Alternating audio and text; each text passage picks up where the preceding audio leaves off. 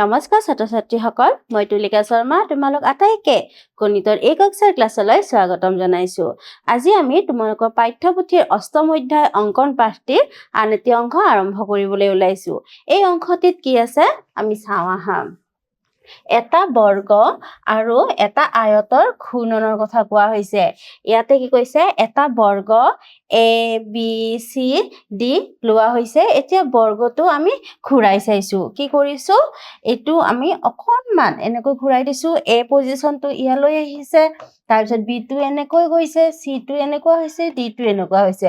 বৰ্গটোত আমি দিশবোৰ বা একো আমি পৰিৱৰ্তন কৰা নাই, কেৱল কি কৰিছো আমি অকণমান এনেকৈ ঘূৰাই দিছো। ইয়াৰ পিছত কি কৈছে চাওঁ, এইটো এতিয়াও বৰ্গ হৈ আছে নে? গতিকে এনেকৈ ঘূৰাই দিওঁতে আমাৰ বৰ্গটো বৰ্গ হৈয়ে আছে নে বেলেগ আকৃতিৰ লৈছে? গতিকে আমি কি ক'ব পাৰো, আমি দেখিছো যে ইয়াৰ ধৰ্মবোৰ একে আছে, সমান আছে, কোণবোৰ সমান আছে, বাহুবোৰ সমান আছে। গতিকে আমি কি ক'ম, এতিয়াও বৰ্গ হৈয়ে আছে। গতিকে এনসাৰত আমি লিখিম বৰ্গ হৈয়ে আছে। ইয়াৰ আটাইবোৰ বাহু সমান নে? এইটো ঘূৰাই দিওঁতেও বাহুবোৰৰ মাপ কেতিয়াও বেলেগ নহয়, ই কি হৈ থাকিব সমান হৈয়ে আছে। গতিকে আমি সমান বুলি ক'ব পাৰো। ইয়াৰ আটাইবোৰ কোণ 90 ডিগ্ৰী হয়নে? যিহেতু বৰ্গৰ ক্ষেত্ৰত কোণবোৰ 90 ডিগ্ৰী হয় ইয়াতে পাইছো, গতিকে এইটো ঘূৰাইহে দিছো আৰু এই যিটো বৰ্গ হৈয়ে আছে, গতিকে আমি এই কোণবোৰো কি পাম 90 ডিগ্ৰী হোৱায়ে পাম। গতিকে হয়নে সুধিছে, আমি এনসাৰটো কি বুলি ক'ম, হয় বুলি ক'ম। ইয়াৰ পিছত তোমালোকৰ পাঠ্যপুথি কৰি চাওঁ আহাৰ 8.3 কি দিছে আমি কৰো আহা। ঘূৰ্ণনৰ পিছত আয়ত এটা আয়ত হৈ থাকিবনে? যদি আয়ত এটা আমি এনেকৈ ঘূৰাই দিওঁ, সেই আয়ত হৈ থাকিবনে? নিশ্চয়। যদি বৰ্গ এটা বৰ্গ হৈ থাকে, ইও কি হ'ব আয়ত হৈয়ে থাকিব বুলি আমি ক'ব পাৰো। আয়ত হৈয়ে থাকিব। এটা আয়ত ABCD অংকন কৰা। এই বিন্দুটো স্থিৰ কৰি ৰাখি তিনিটা ঘূৰ্ণন আয়ত আঁকা আৰু সেইবোৰে আয়তৰ বৈশিষ্ট্যসমূহ মানি চলে নে নাই পৰীক্ষা কৰা। তাৰ কাৰণে প্ৰথমতে তোমালোকে এটা আয়ত আঁকি ল'বা। তাৰ পিছত আমাক কেইটা আঁকিব দিছে, ঘূৰ্ণন তিনিটা ঘূৰ্ণন চাব দিছে। গতিকে একেটো আয়তকে আমি যদি কাগজ এখন কাটি লওঁ, তাক যদি আমি ঘূৰাই ঘূৰাই চাওঁ, তেতিয়াও আমি এনেকুৱা ধৰণৰ বৈশিষ্ট্যবোৰ ভালকৈ লক্ষ্য কৰিব পাৰিম। এতিয়া চোৱাচোন, যদি আমি প্ৰথমতে এনেকুৱা ধৰণৰ এখন কাগজ কাটি লওঁ, তাক ঘূৰাই যদি আমি এই চি বিন্দুটো এইখিনি ঠাইলৈ লৈ যাওঁ বা অলপ ঘূৰাই আকৌ এইটো বিন্দুলৈ লৈ যাওঁ, গতিকে আমি এইবোৰৰ ক্ষেত্ৰত কি ইয়াতে সোধা প্ৰশ্নটো চোৱা, বিন্দুটো স্থিৰ কৰি ৰাখি ঘূৰ্ণন আঁকিব দিছে। আমি আঁকিলো, সেইবোৰে আয়তৰ বৈশিষ্ট্যসমূহ মানি চলে নে নাই পৰীক্ষা কৰা। ইয়াতে আমি চালে দেখিম যে আয়তৰ বৈশিষ্ট্যসমূহ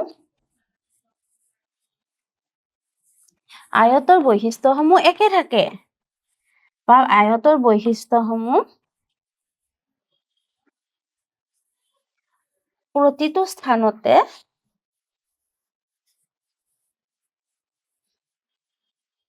একে থাকিব। গতিকে আয়তৰ বৈশিষ্ট্য বুলি ক'লে আমি কি জানো, যে তাৰ বিপৰীত বাহুবোৰ সমান, তাৰপিছত প্ৰতিটো কোণৰ মাপ সমান। গতিকে আমি এইবোৰ বৈশিষ্ট্য কি দেখিম, একে থকা দেখিবলৈ পাম। গতিকে আয়তৰ বৈশিষ্ট্যসমূহ প্ৰতিটো স্থানতে একে থাকিব। ইয়াৰ পিছত কি দিছে, তোমালোকে জ্যামিতি বাকচত দুটা সংহতি বৰ্গ মানে সেট স্কুৱেৰ, এটা হৈছে 30 ডিগ্ৰী 60 ডিগ্ৰী 90 ডিগ্ৰী সংহতি বৰ্গ আৰু আনটো হৈছে 45 45 আৰু 90 সংহতি বৰ্গ। গতিকে তোমালোকে এনেকুৱা দেখিছা, তুমি আৰু তোমাৰ বন্ধুৱে যুটীয়াভাৱে তলত দিয়া কামবোৰ কৰিব পাৰা। তোমালোকে তোমালোকৰ জ্যামিতি বক্সত দেখিছা নহয়, এপাত এনেকুৱা দেখিছা আৰু এপাত ইয়াতকৈ সৰু দেখিছা। প্ৰথমতে কি কৈছে, তোমালোকে 30 60 90, এইপাত কি হয় 30 60 90, মানে এইটো 90 হয়, এইটো 30 হয়, এইটো 60 হয়। সংহতি বৰ্গ এইযোৰ এনেকুৱাকে কাষৰ চিত্ৰত দেখুওৱাৰ দৰে যদি আমি ৰাখো, তেতিয়াহ'লে আমি কি পাম, এইটোৰ প্ৰতিটো কোণৰ মাপ কিমান হ'ব। গতিকে এইটো কি হয় 90 ডিগ্ৰী হয়, এইটো 60 ডিগ্ৰী হয়, এইটো 30 ডিগ্ৰী হয়। গতিকে আমি কি পাম, প্ৰতিটো কোণৰ মাপ,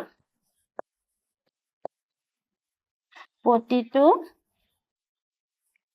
কোণৰ মাপ 90 ডিগ্ৰী হোৱা আমি দেখিবলৈ পাম।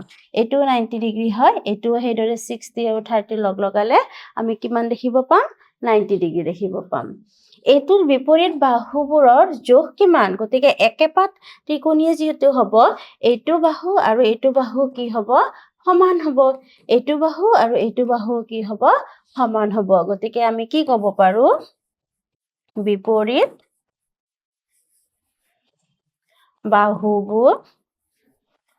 বাহুবোৰৰ জোখ সমান।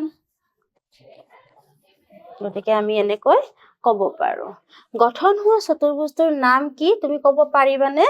গতিকে চতুৰ্ভুজটো কি হ'ব? চতুৰ্ভুজটোৰ নাম হ'ব, এনেকৈ বৈশিষ্ট্যবোৰ চাই আমি কি ক'ব পাৰো? আয়ত বুলি ক'ব পাৰো।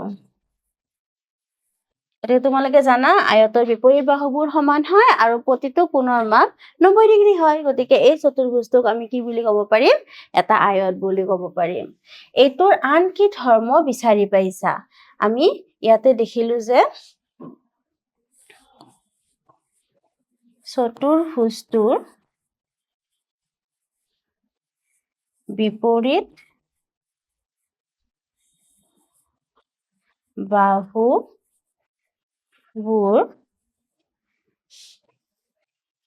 সমান আৰু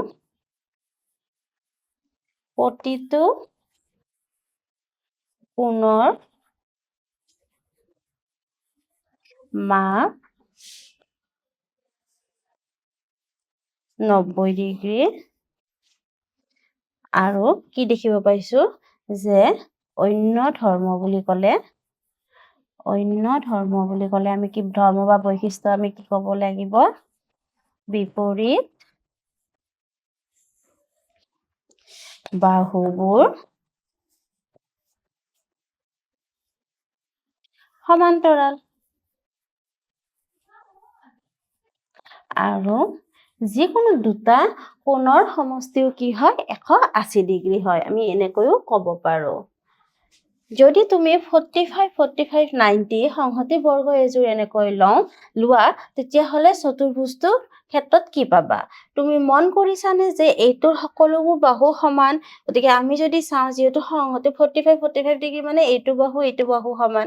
এইটোৰ ক্ষেত্ৰতো এইটো আৰু এইটো সমান আৰু এইটো আৰু এইটোতো সমানে হ'ব যিহেতু এপাতেই হয়। গতিকে আমি কি ক'ব পাৰো? বাহুবোৰ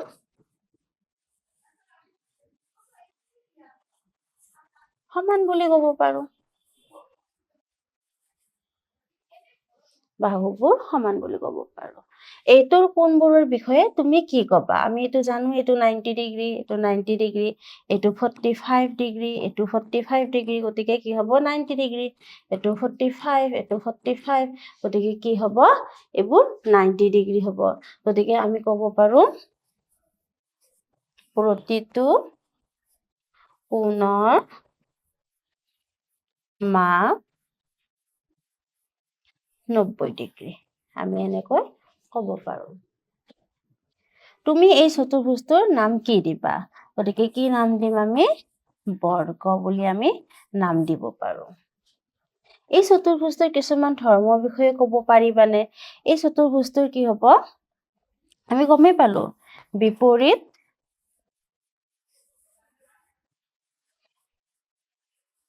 বাহুবোৰ সমান আৰু প্ৰতিটো কোণৰ মাপ সমান। গতিকে আমি এনেকৈ সিহঁতৰ ধৰ্মৰ বিষয়ে ক'ব পাৰো। এতিয়া কি দিছে ধৰা হ'ল ৰাতুলৰ ঘৰ এ বিন্দুত আছে তাৰ পৰা তেওঁ 6 কিলোমিটাৰ পূব ফালে গৈ আৰু তাৰ পৰা 4 কিলোমিটাৰ দক্ষিণ ফালে গ'ল তাৰ পৰা তেওঁ আকৌ 3 কিলোমিটাৰ পশ্চিমৰ ফালে গৈ আৰু তাৰ পৰা 4 কিলোমিটাৰ উত্তৰ ফালে গ'ল গতিকে ইয়াতে আমাক দিশটো দেখাই দিছে এইটো ইহঁতৰ ঘৰটো ইয়াৰ পৰা ষ্টাৰ্ট কৰিছে গতিকে আমি কি পাম যে এ বিন্দুৰ পৰা আমি যদি ইয়াতে 6 কিলোমিটাৰ যাওঁ ইয়াতে কি বুজাইছে 1 সেন্টিমিটাৰে 1 কিলোমিটাৰ বুজাইছে গতিকে এইটো 6 কিলোমিটাৰ গ'ল তাৰ পিছত এইফালে কিমান আহিলে আমাক কৈছে 4 কিলোমিটাৰ অহা বুলি তাৰপিছত এইটো কিমান গৈছে 3 কিলোমিটাৰ অহা বুলি কৈছে এবাৰ আকৌ এইফালে বোলে 4 কিলোমিটাৰ গৈছে যেহেতু আমাক প্ৰশ্নটোত দিছে যে প্ৰথমতে কোনফালে গৈছে পূব ফালে তাৰ পিছত 4 কিলোমিটাৰ ক'ত গৈছে দক্ষিণে তাৰ পিছত 3 কিলোমিটাৰ পশ্চিমে গৈছে তাৰ আকৌ 4 কিলোমিটাৰ উত্তৰে গৈছে গতিকে আমি এনেকৈ যোৱা সিহঁতক দেখিব পালো অৱশেষত ক'ত তেওঁৰ অৱস্থিতি হ'ব গতিকে আমি দেখিলো অৱশেষত ক'ত গৈ পালে ই বিন্দুত গতিকে ই বিন্দুৰ পৰা এইটো দূৰত্বটো কি হ'ব যেহেতু এইটো 3 সেন্টিমিটাৰ অৰ্থাৎ 3 কিলোমিটাৰ আছিলে আমি কি ক'ব পাৰো এইখিনি দূৰত্বটো কি হ'ব 3 সেন্টিমিটাৰ হ'ব গতিকে আমি অৱস্থিতিটো কেনেকৈ ক'ব পাৰো এ বিন্দুৰ পৰা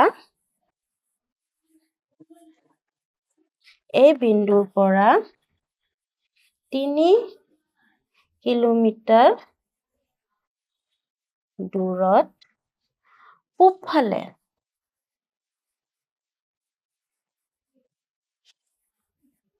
তেওঁৰ অৱস্থিতি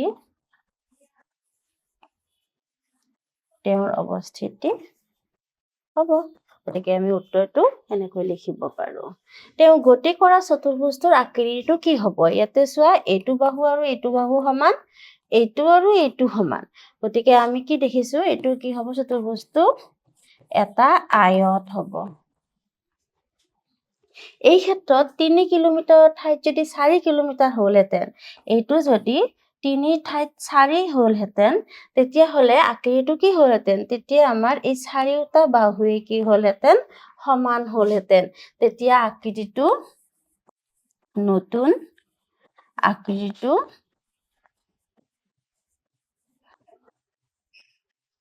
বৰ্গ হ'লহেঁতেন আমি এনেকৈ ক'ব পাৰো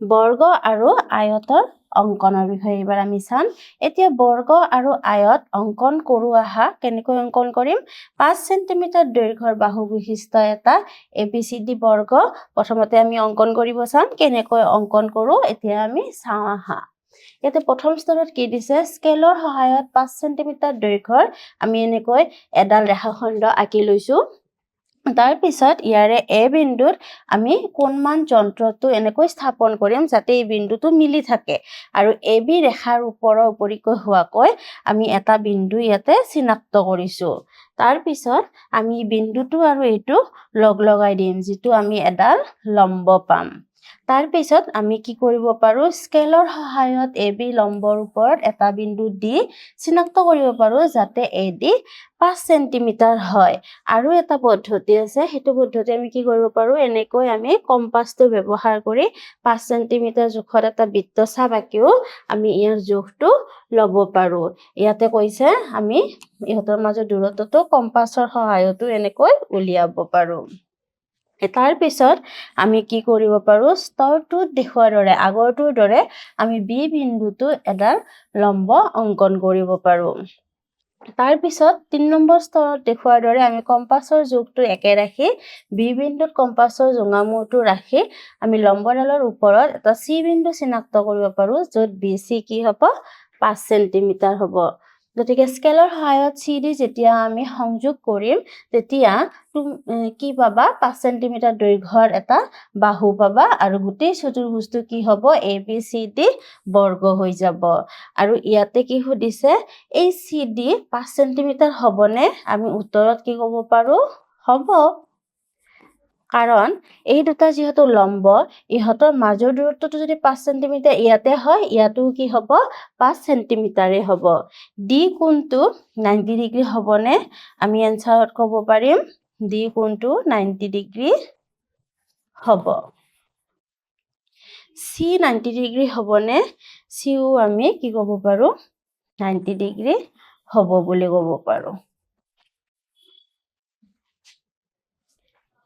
এতিয়া আমি তোমালোকৰ পাঠ্যপুথিৰ অঙ্কন কৰো আহা কি দিছে আমি কৰো আহা ইয়াতে 3 সেন্টিমিটাৰ আৰু 5 সেন্টিমিটাৰ বাহুৰ দৈৰ্ঘ্যৰ এটা আয়ত অঙ্কন কৰিব কৈছে তুমি অঙ্কন কৰা এই আয়তটোৱে আয়তৰ বৈশিষ্ট্যসমূহ মানি চলে নে নাই আমাক কি কৰিব দিছে পৰীক্ষা কৰিব দিছে তাৰ কাৰণে আমি কিছুমান স্তৰৰ মাজেৰে আগবাঢ়ি গৈ আমি এই অঙ্কনটো কৰিব লাগিব তাৰ কাৰণে আমি প্ৰথমতে স্তৰ কেইটা চাওঁ আহা স্কেলৰ সহায়ত প্ৰথমতে আমি 3 সেন্টিমিটাৰ দৈৰ্ঘ্যৰ এডাল এবি ৰেখাখণ্ড অঙ্কন কৰিম তাৰ পিছত এ বিন্দুত কোণমান যন্ত্ৰটো এনেদৰে ৰাখিম যাতে ইয়াৰ ভূমি আৰু এবি ৰেখাডালৰ ওপৰা ওপৰিকৈ থাকে এবিৰ লম্ব হোৱাকৈ চিত্ৰত দেখুওৱাৰ ধৰণে 90 ডিগ্ৰীত এটা বিন্দু চিহ্নিত কৰিম এতিয়া এ বিন্দুৰ লগত সংলগ্ন কৰা এবিৰ ওপৰত আমি এডাল লম্ব পাম তাৰ পিছত স্তৰ 1ত কৰাৰ দৰে এবি ৰেখাডাল ব্যৱহাৰ কৰি কম্পাছৰ জোঙা মূৰটো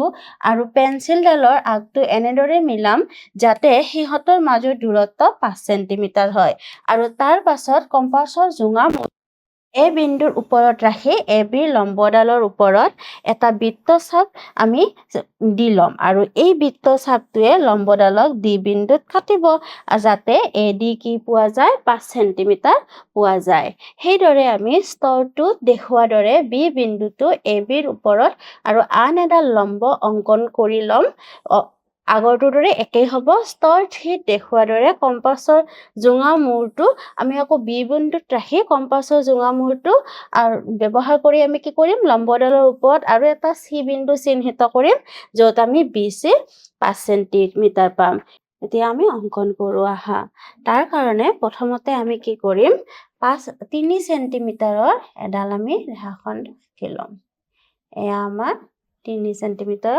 আমি আঁকি লৈছো তাৰ পিছত আমি এবাৰ কোণমান যন্ত্ৰ ব্যৱহাৰ কৰি আমি কোণমান যন্ত্ৰটো ব্যৱহাৰ কৰি প্ৰথমতে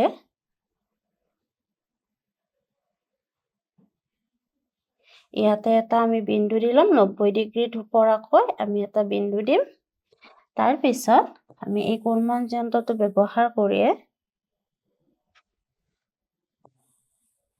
আকৌ এইটো বিন্দুটো এটা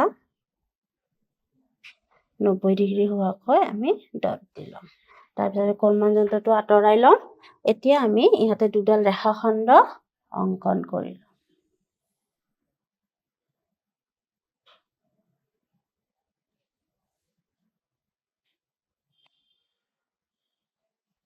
ইয়াতে আমি এইটো মিলাই ললো আকৌ এডাল আমি ইয়াতো এনেকৈ অঙ্কন কৰিলো এইটো আমাৰ হৈ গ'ল আমি এইবাৰ ইয়াতে বিন্দু কেইটাৰ নাম দিম এইটো এ এইটো বি আৰু এইটো আমাৰ কিমান আছিলে 3 সেন্টিমিটাৰ আছিলে এইবাৰ আমি কম্পাছ ব্যৱহাৰ কৰিম কম্পাছটো আমি 5 সেন্টিমিটাৰ কৰি লম এইটো আমি 5 সেন্টিমিটাৰ পাইছো এইবাৰ আমি এই বিন্দুটোত এইটো বহাই লম তাৰ পিছত তাক আমি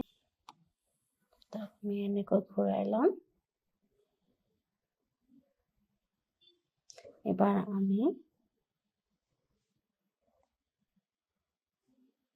এই বিন্দুত মিলাই লৈছো এবাৰ আমি এটা ইয়াতে চাপ একেদৰে আমি আকৌ এইটোক ইয়ালৈ লৈ যাম বি বিন্দু লৈ গৈ এবাৰ আমি ইয়াতে এটা এনেকৈ চাপ আঁকিম গতিকে আমি চাপ দুটা আঁকিলো এতিয়া আমি ইয়াতে নাম দিলো এইটো ডি আৰু ইয়াতে নাম দিলো সি আকৌ আমি এতিয়া কি কৰিব পাৰো এইটো আমি এনেকৈ লগাই দিম গতিকে আমি এইটো 5 সেন্টিমিটাৰত এই চাপটো আঁকিছিলো ইয়াতে আমি 5 সেন্টিমিটাৰত চাপটো আঁকিছিলো আৰু এইটো আমাৰ যেহেতু এইটো আমি লম্ব অঙ্কন কৰিছো এইটো আমি কি পাইছো 3 সেন্টিমিটাৰ পাইছো গতিকে ইয়াতে শেষৰ স্তৰটো আমি কৰিলো স্কেলৰ সহায়ত C আৰু D বিন্দু দুটা আমি সংযোগ কৰিলো আৰু 3 আৰু 5 সেন্টিমিটাৰ বাহু দৈৰ্ঘ্য বিশিষ্ট ABCD আমি আয়ত কেইটা পালো আৰু আমি আয়তটোৰ ক্ষেত্ৰত হেতু আয়ত বুলি কেনেকৈ ক'ব পাৰো আয়তৰ প্ৰতিটো কোণৰ মাপ 90 ডিগ্ৰী আৰু আয়তৰ বিপৰীত বাহুবোৰ সমান গতিকে আমি অঙ্কন কৰা চতুৰ্ভুজটোৰ ক্ষেত্ৰতো সেইটোই পাইছো গতিকে এইটো হ'ব ইয়াৰ পিছৰ প্ৰশ্নটো কি দিছে 4 সেন্টিমিটাৰ বাহুৰ দৈৰ্ঘ্যৰ এটা বৰ্গ অঙ্কন কৰা আৰু সেইটোৱে বৰ্গৰ বৈশিষ্ট্যসমূহ মানি চলে নে নাই আমাক পৰীক্ষা কৰিব দিছে গতিকে আমি আগৰটোৰ দৰে ইয়াতে প্ৰথমতে 4 সেন্টিমিটাৰ বাহুৰ আমি এটা ৰেখাখন আঁকি ললো তাৰ পিছত আমি এবাৰ কোণমান যন্ত্ৰটো আনিম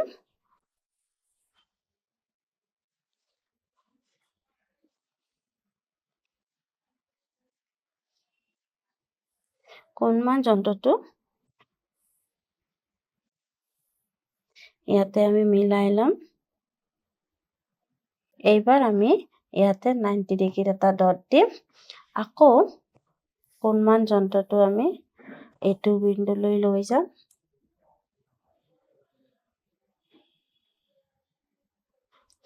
এইটো বিন্দুলৈ লৈ গৈ আমি ইয়াতে 90 ডিগ্ৰীত এটা ফুট দিম কোণমান যন্ত্ৰটো আঁতৰাই দিম এবাৰ আমি আকৌ ইয়াতে ৰেখাখণ্ড অঙ্কন কৰিম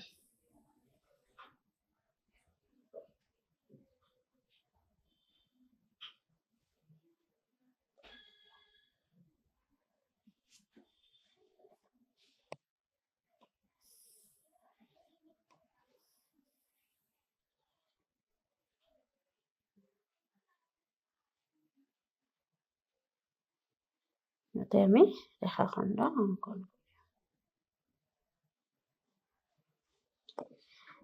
এইবাৰ আমি আকৌ কম্পাসটো লম কম্পাসটো আমি 4 সেন্টিমিটাৰত মিলাই লম আৰু আমি এটা এইটো বিন্দুত প্ৰথমতে মিলাই লম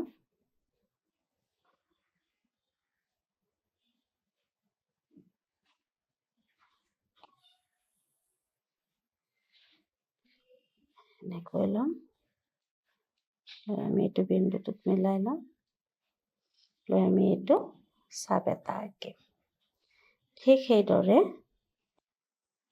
আমি এইটো বিন্দুত মিলাই লম এইটো বিন্দুত মিলাই লৈও আমি এনেকৈ এটা চাপ আঁকিম